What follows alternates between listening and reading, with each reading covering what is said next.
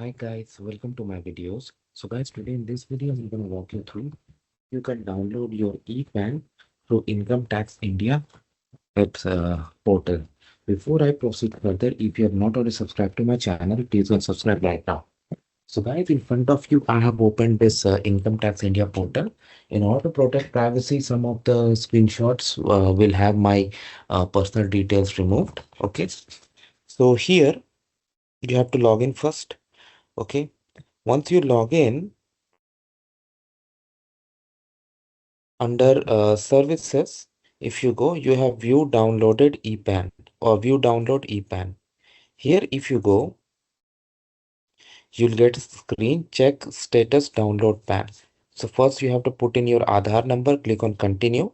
Then the system will verify then system will send an OTP to the mobile number. And once you do that, then only you will be able to download. So it's not just go there and do. And once it is downloaded, it's all good to go. So that's how simple it is, guys. Let me know what you feel about it. Thanks for watching this video. Please subscribe to the channel. Thank you.